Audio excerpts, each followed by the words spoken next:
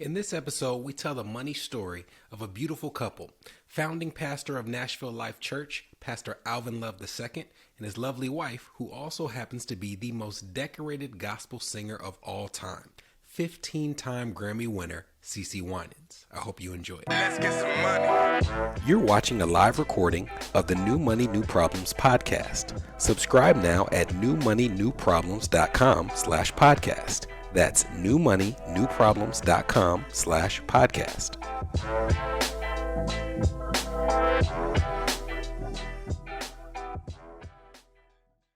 Hello, this is Brenton Harrison. I am your host of the New Money, New Problems podcast, where we believe that new money leads to new problems that require new solutions. I am so excited for the episode that we have in store for you today. This is a couple that has been very gracious to me over the years, been very kind. Their entire family is very kind, but they also have done some really, really cool things. So I'm going to introduce them and then I'm going to bring them on. I'm going to start with Pastor Alvin Love. Pastor Alvin Love II is the third of four siblings born to Alvin and Rose Ann Love of Detroit, Michigan. He attended Western Michigan University, where after 2 years, he joined the U.S. Navy, obtaining an associate degree in engineering. After serving for 6 years as a naval electronic technician, he left to join Xerox Corporation, serving in a variety of roles until 1995, when he began to travel the world with his wife, CeCe Winans. His time with her gave him a love for God and his people that led to his accepting the call in 2012 to become the founding pastor of Nashville Life Church. I can't call you Alvin, and I stick with Pastor Alvin. Either way, doesn't matter. Thank you for joining the New Money, New Problems podcast. And now I will introduce your lovely wife. CeCe Winans, who I also know as Pastor CeCe, is one of, if not the most decorated musical artists of all time. She is the recipient of 12 Grammy Awards, 20 Dove Awards, and 7 Stellar Awards. She's been inducted into the Gospel Music Hall of Fame, the Hollywood Walk of Fame, and the Nashville Music City Walk of Fame, in addition to being named a Trailblazer of Soul by BMI and garnering multiple NAACP Image Awards, Soul Train Awards, Essence Awards, and more. She sold in excess of 5 million albums in the US, and most important to this podcast, she was one of the defining voices of my childhood car rides wherever we were going. Thank you for joining the New Money, New Problems podcast. Awesome. Thanks for having me. And I'm so glad your mom let me be a part of the car ride. Oh, absolutely, absolutely. If it wasn't you or Brooklyn Tab, the stereo was just off. Brooklyn Awesome. Tab, awesome. Love them. I was in great company with them. Absolutely, absolutely. Well, thank you both for joining us. I know we're going to have an interesting conversation because you two are interesting people, and I'm interested to know, when I reached out and said I want to have a conversation, and it's not as much about the career as much as it is the relationship with money associated with the career. Did you have any initial thoughts? What is he talking about? Like, how has that process gone? Well, actually, talking about money is probably one of my favorite things to talk about. Maybe not in the depths of what you're used to talking about it, but so I because we knew you, it wasn't that far fetched. It was like, okay, let's do this. So we're glad to be here, but I didn't have any initial thoughts against it or that Well, I I can think I remember. think it fits in perfectly with where we are as a couple and as a family, because we're more conscious of our finances and how we can best utilize it and how we can best protect it going forward, than we have before. So I think it's a perfect time to talk about where we've been and where we're going and where, and all those things in between. And Mhm. hopefully this podcast will help somebody to understand the importance of money. Absolutely, absolutely. Well, let's go back to the origin stories. One of the first things I'm interested in is when you bring people together from two different households, they bring two different perspective as it relates to money. So the first question I have for you all is, for each of you, when was the first time in your life that you recognized the power of money, a lack of money? What was your first exposure to the subject of money? I guess if I go back to childhood, in our home, we didn't have a lot. We didn't have a lot. But one thing I can say about my parents, and I think it just carried on in my heart and in my siblings' heart, we knew money was necessary, but we knew life was filled with things that were much more important, if that makes sense. The Absolutely. importance of money was never really taught. We just saw that, of course, if you don't have money, you can't pay your bills. And if you don't have money, you can't have a lavish lifestyle. But we were always blessed, as in the Winans household, to have what we needed. And we were always very grateful for that. But we saw how our parents worked really hard to have the money to take care of all of us. So that was probably my first understanding of, wow, they really work hard for money. But thank God they always supplied us with what we needed, if that makes sense. Absolutely. Absolutely. Okay, what about you? Yeah, my household in Detroit, we didn't have a lot of money. Go, inner city Detroit, we got by. We never went without food or clothing or shelter, but money wasn't really discussed a lot in our house. Mhm. I think that's probably common with a lot of Black folks. I think, from what I've gathered from friends that I know and what I see. I Culture, think yeah. if we had a lot of money, I think you hear there's more talk on it because you protect it. But when you don't really have a lot of it, it's just, they're living check by check. I didn't really become conscious of it because I went into the service, and in the service, you really don't have much need for money because they take care of everything. Your food was covered, your shelter was covered, you had insurance, you had medical. And so the money that we made just went into the bank. And it wasn't a lot of it, but because we had Uncle Sam who took care of us. It wasn't until I guess I got saved in 1982, that I really started to become more conscious of money because I started tithing. And then I realized how important it is to give back to God what he has given me. So that's kind of where my understanding of money really flowed from my That's childhood until then. that's interesting. So you equate kind of your introduction to financial literacy with you finding Christ. Pretty much, yeah. Yeah. That's powerful. That's Because, powerful. because without it, you just living for yourself.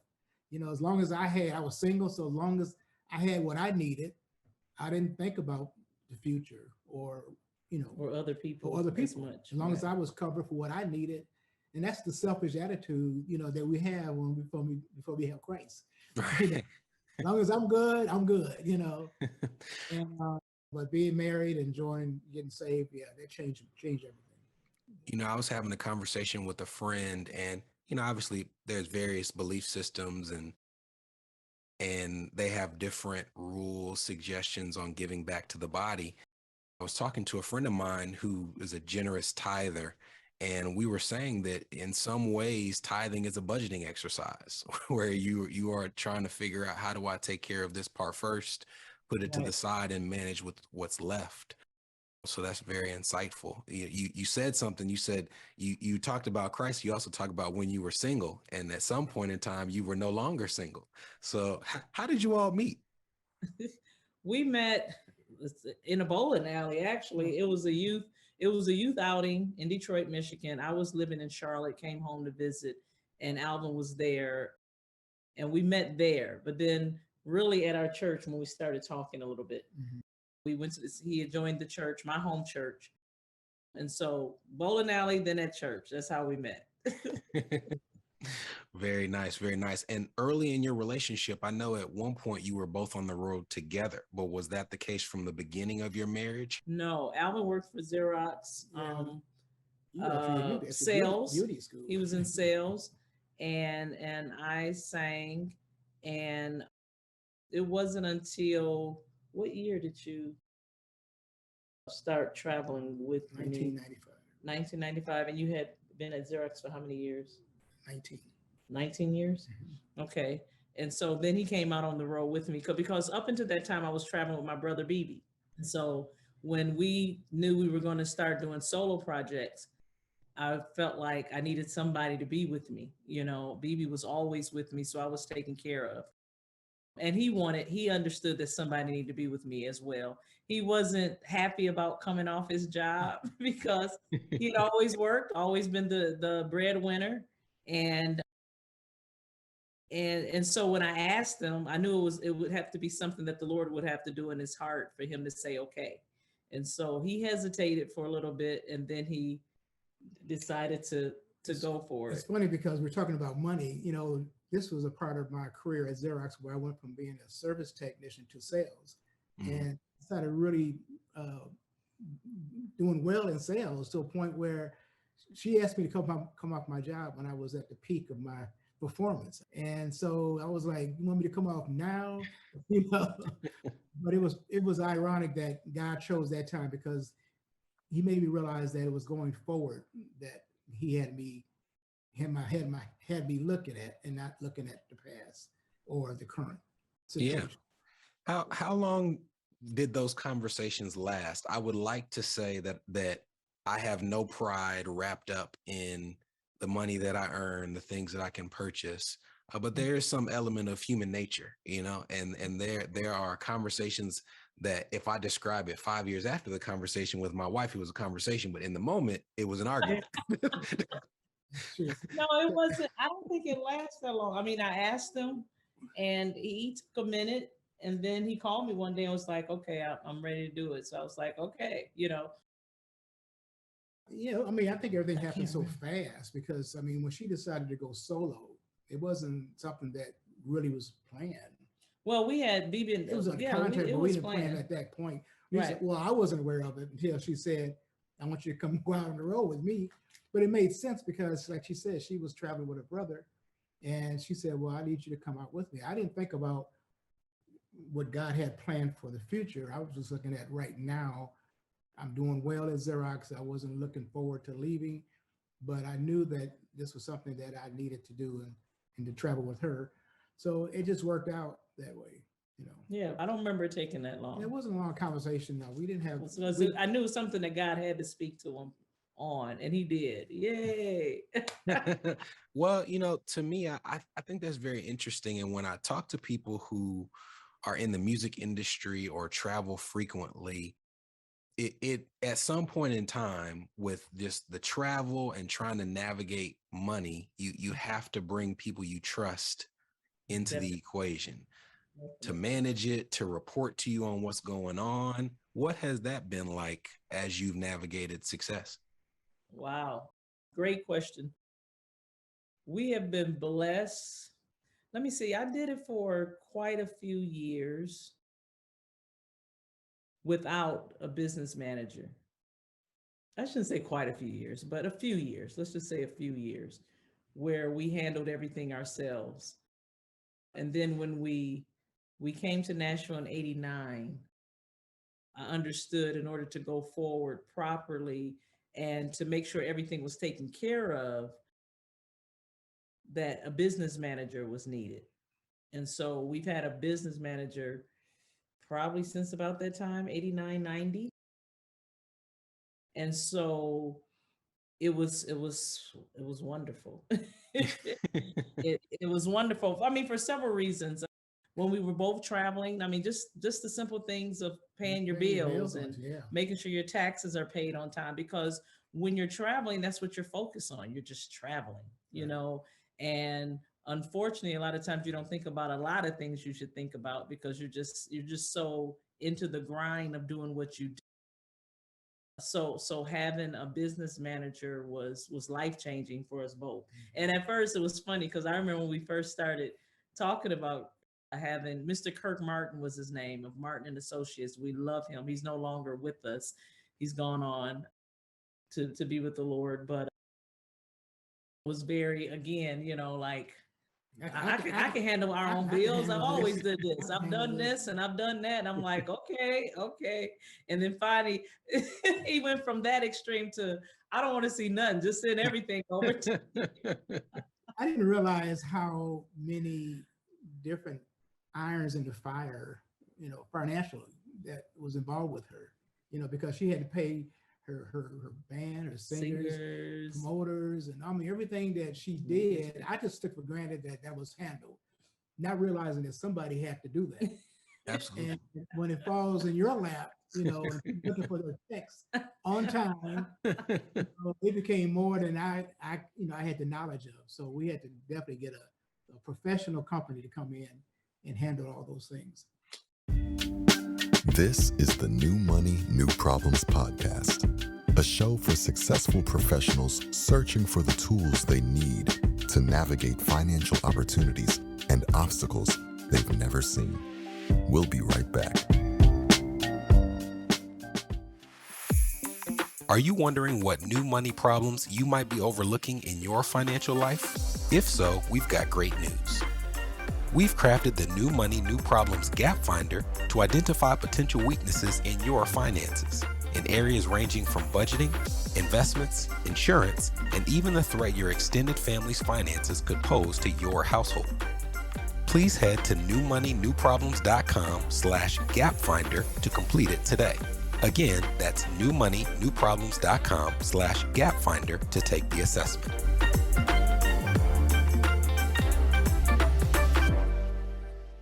You're listening to the New Money, New Problems podcast. Subscribe now at newmoneynewproblems.com. Welcome back. Well, I am very intrigued. I can tell you that for myself, one of the biggest challenges of entrepreneurship has been determining my worth and determining what I'm going to pay others. And it is different if you're working, and there's difficulties in both. But if you're working for someone and you're negotiating a salary, there's a range. You can say you're worth $1 million. If they're only paying, 100,000 for the job, we got to meet somewhere in the middle. When you are an entrepreneur, it's really a matter of you deciding what you feel you're worth. How have you navigated that? Has that been difficult? Have you played the primary role in setting your appearance fees and things of that nature, or have you used counsel?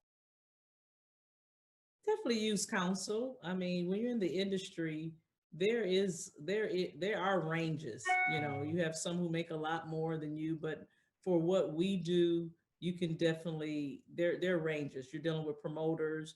It changes on if it's a church or a theater, or if it's tickets, or if it's a love offering. It just comes different ways. So and a lot of times as ministers of the gospel, even though that's my career too, a lot of times we don't charge anything. We go, it depends on what it is. If it's a certain benefit, or nonprofit. So serving is always a part of it, but also when it's a ticketed event, or if it's a television, you have a range there. Television shows pay so much. So it's not just me saying, oh, I'm worth this and I'm going to charge this. I've never had to do that. Okay. If that makes sense. It does. It does. And you talked about engagements that you do for free. I know that both of you have serious demands on your time, which is partly why I'm so grateful that you decided to join us.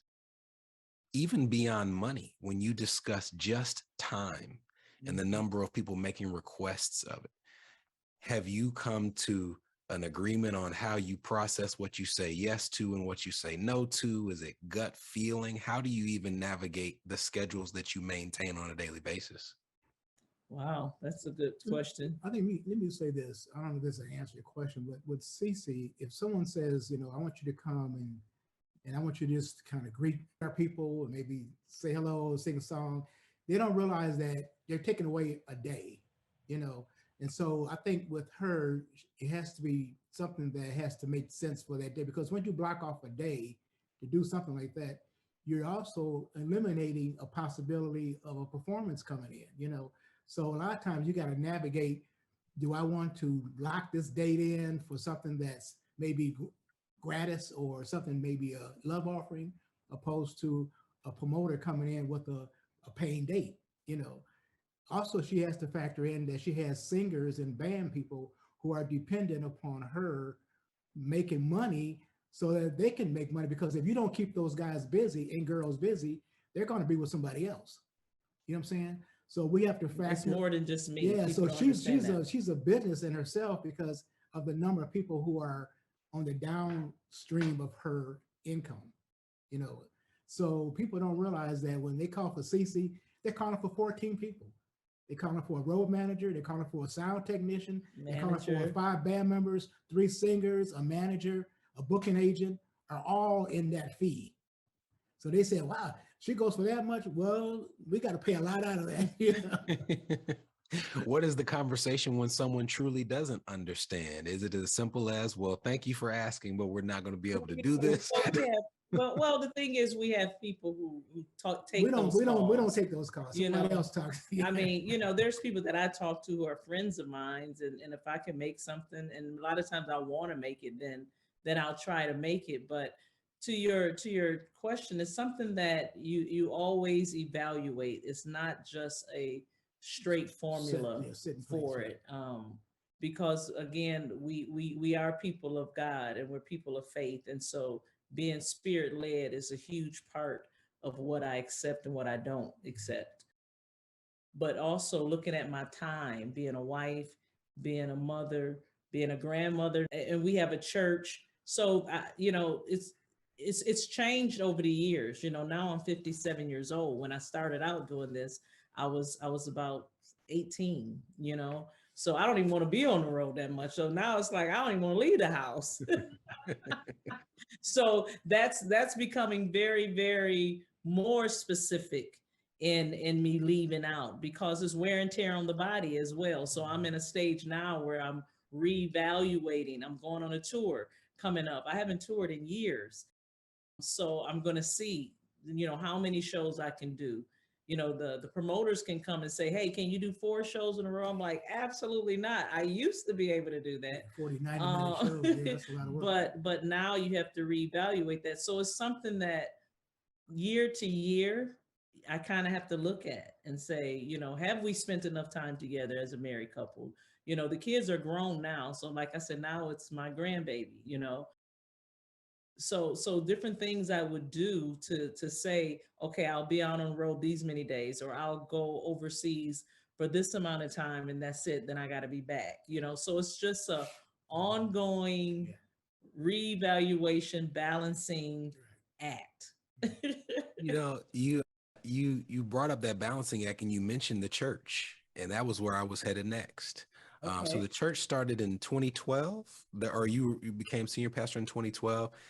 Tell me about that, because if I read your bio, let's say I'm not having the conversation, I read the bio as it looks like one was on the road, I joined, now we're coming off the road, we're going to do this church. And I mean, everyone I know who attends your church, and just people who know you, talks about how spirit led you are, how much they enjoy the church. What led to you accepting that call? Well, God made it very plain that that's what we were supposed to do. I guess the long or the shorter story is back. If you go back to 95, is the first time that it was prophesied that I was going to be a pastor. But it didn't move me because I did not accept that, and I knew that wasn't going to happen. But as time went on from 95 until 2012, we must have had several people who would come up to us. Several prophecies. Some people we knew, some we didn't know, who would come up to us and bring up our church. And I kept saying, well, why do you bring up a church? We don't have a church. And they would say, well, you know, you will have one soon. You know, and so, you know, we started getting those kind of comments and feedback.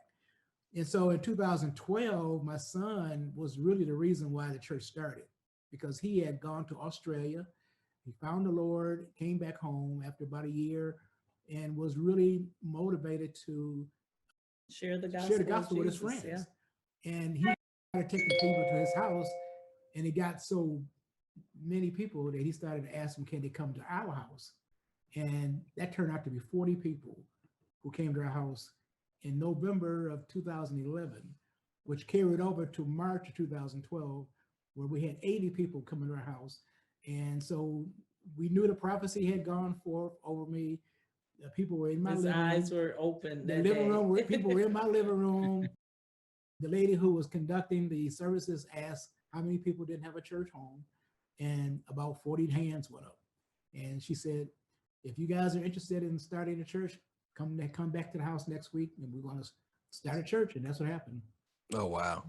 Yeah. And now that church has grown. You're no longer worshiping in your house. No, Thank no. God. That was 3 months in our house. 3 months, yeah. Yeah. Yeah. It's been a great journey, but yeah, that's the way it happened. It was something that was not on our radar, nothing we ever desired. We've always been, I grew up in church. Alvin got saved later on in life, but still he was a part of a church. And so have been blessed with great pastors and great people. I have nothing but fond memories of church, and but just never thought that was our call. And it was very clear that God had different plans for us, and for our son, for our family, to start a ministry in making disciples. I've been in ministry for years, but being in ministry on the road and being in ministry at a local church is two different things. Yeah. It is. Yeah. Yeah. In so many ways, but it's amazing. Well, now now that you're in a different phase, you're not traveling as much. You have the church. Your son Alvin is now senior pastor of that church. Yes. When it relates to your spiritual life, your financial life, and the things that you're most looking forward to now, Mhm. where do you find yourself? What are you focused on in that area? You know, when you say finances, to me, I've always, both Alvin and I have always been very unconcerned about money in a way. I mean, we're both very simple Mhm. people. We don't have to have a lot. You know, we understand the beauty in just having a great marriage, having peace in our home, having food to eat. You know, and having the Lord in our lives. You know, but it's been several years now that our focus on money has changed because we want to give more. Yeah. Yeah. We really want to, we've seen the beauty in giving. To be able to be generous in our giving has really been the thing to motivate us to get our finances in order. So I would say giving first, and then we had our grandchild, and then the scripture comes to say, leaves a heritage for your children's children's, like, oh, we got to get things in order. Brenton, So so that's the greatest motivation that to reminds me. me of a story of our previous business manager, Kirk Martin. He thought that if we gave money to anybody, he would consider that tithe. And so when we started telling him, when some of the checks become larger, started coming in, and we said, Kirk, we gotta pay 10%. He said, well, didn't you give so and so some money, and didn't you give that? I said, "No, Kirk." So we had to really educate him Oh yeah, on, don't play with my yeah, tithes now. You we had to can- educate him because he didn't quite understand tithing. At least he didn't, from our understanding, he didn't. yeah, And so we had some good conversations with yeah, he Kirk. was awesome. We had Yeah, to keep our eye on our movie as it was going. yeah, Well, I admire you using money as a tool rather than something that you're worshiping. If you were to describe the ideal world of we're giving to the causes that we enjoy, we're traveling, what does that look like? What makes you fulfilled? Is it a specific cause? Is it just the ability to give in its entirety? it's the ability Yeah. to give. It's the ability to be led, or to see a need and be able to write a check for it. Or and it's just not money. You know, giving. We're talking about finances today, but when you have a generous heart, and God begins to deal with you, Time, treasure. it's your time, it's your treasure, it's your what's the third one? Your talent. Talent. Everything you have is we're stewards over what God has given us, you know, and to be able to give, I think for me, we have different causes, of course, that we love. We love the local church. We love all the organizations that are doing something to be a blessing to people. I love World Vision, Compassion. There's a lot of people that we give to. But so I think it's just the ability to be able to, Yeah. without batting an eye, you know, don't have to think about it. Mhm. I understand. I understand. Well, I want to make sure I'm respectful of your time. So I'm gonna hit you with some quick hitting questions. Okay. Maybe they won't be quick answers, but we'll see. Okay. All right. So I want to ask you all a question separately. What is one financial trait that you would like, a behavior that you exhibit, something that you do well in financially that you would like to pass on to your next generation? That's easy. I think just like you said, giving, the understanding and the principle of giving is something that, we both are we feel strongly about, and we have seen the blessings that come from it. So giving, I would definitely say, if I was to tell anybody right now about their finance, I said, make sure you give. Okay. If there was one financial behavior that you could leave on the shelf and make sure that they don't get, do you have any of those? Yeah, I mean, I think when we look back over our lives, we should have cared about it sooner. Savings. Yeah, Savings is something that we weren't great at, even though, and that's the thing, a lot of times we feel, at least I shouldn't say we, I can say we, talking about me and you, but a lot of times we feel that it's not necessary because you have everything you need. You know what I'm saying? Mhm. But those disciplines that we have in place now, we definitely should have had them in place earlier, because we would have more. We would have more to give, more to leave whenever it's our time to go. And so yeah, I don't know if I'm answering this question right, but basically, the way we've handled savings in the past, we don't want them to take that. We want to do better. How you say pay yourself? Pay yourself. Pay yourself. I guess they say pay yourself first, but pay yourself after the Lord. Pay yourself second. No, you can do the Lord first. Okay, last question. You all have both attained a high level of success in your industries and your faith. If you were talking to someone in any industry at the start of their career, regardless of their career of choice, what advice would you give them? Easy. And that would be, I mean, I could give them a lot of advice, but if it's one, your relationship with the Lord matters. Mm-hmm. It has made all the difference in the world in my life, not because I sing gospel music. It's made all the difference in the world in my life, in my marriage, with my children, all my relationships, with my success. Being in Him brings you good success. The Bible says that if you meditate on the word day and night, He talks about how you will have good success. Don't let the word of God depart from your mouth, because I know a lot of successful people from the world standards that don't have peace. Mm-hmm. They don't have those things that money can't buy, right. Mm-hmm.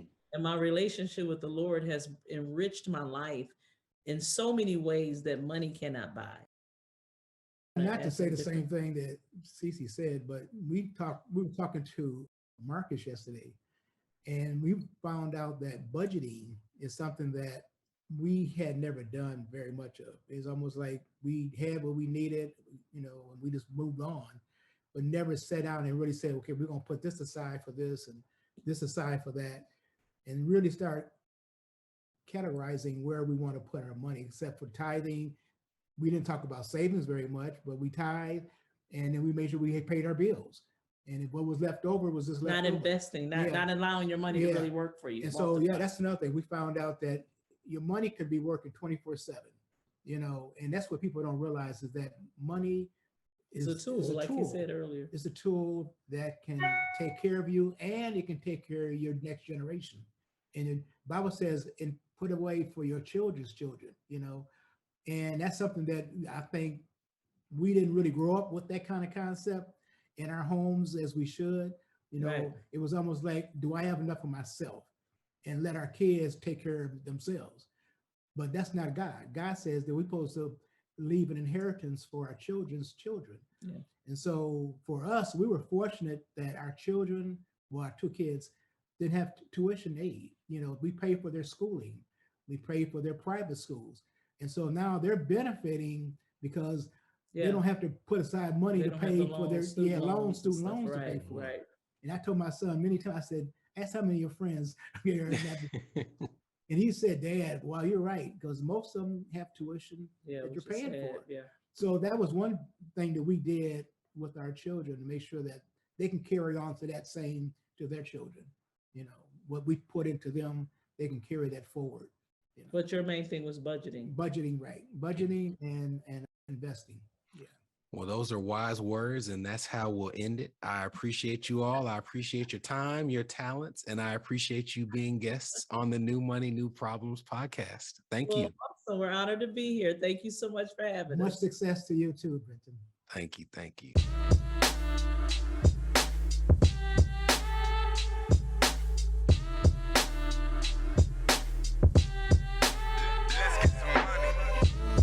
From New Money, New Problems, this was the New Money, New Problems podcast, a show for successful professionals searching for the tools they need to navigate financial opportunities and obstacles they've never seen.